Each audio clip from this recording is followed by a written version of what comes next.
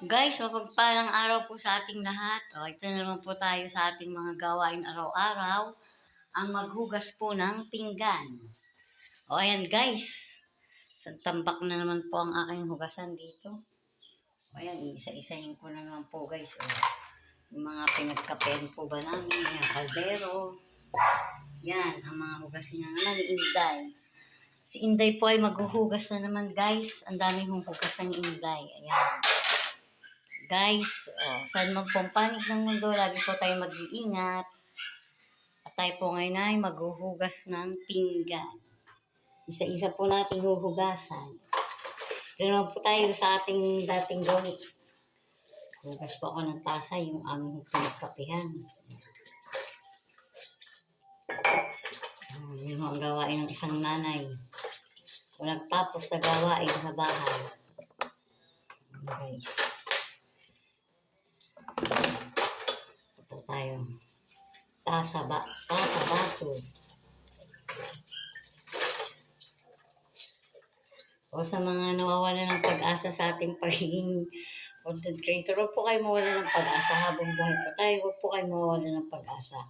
Lahat nga po ay sabi ko, may dilim, may liwanag. Yun po ang ating panghawakan sa buhay. Kung tayo po ay nawawala ng pag-asa, huwag po, kahit na tayo pinagtatawanan, gano'n. Wala daw pong nayaman dyan, okay lang. Hindi naman po tayo nag-aano ng anong magiging pera natin. Ang mahalaga, makapagpasya tayo o kaya makapaglibang para hindi tayo laging nai-stress, di po ba? Yung hindi ko tayo mag-isip ng kung ano-anong problema. Yung malibang ako sa loob lang ng isang araw o 30 minutes ay napakaganda na po yan sa buhay. Kagaya po namin yung mga nagkakaedad na nga daw po, sabi. Kung maging maligaya tayo habang tayo nabubuhay sa mundo. Ito ba? Tsaka yung mga natin mga buhay-buhay, huwag na, hayaan na ho natin silang mabuhay ng kanya. Sabi nga po, bilog ang mundo. Ito tayo sa bilog ang mundo.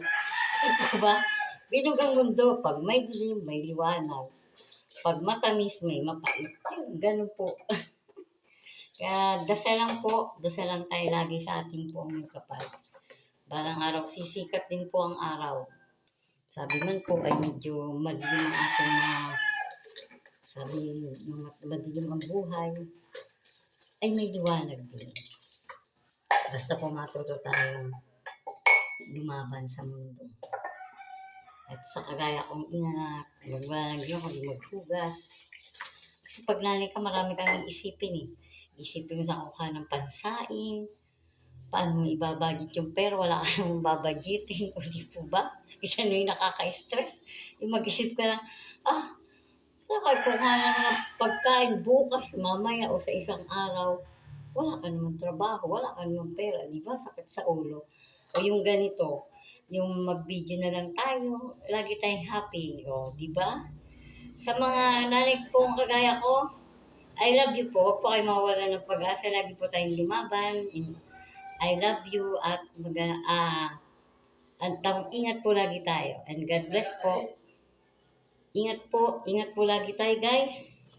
I love you. I love you all.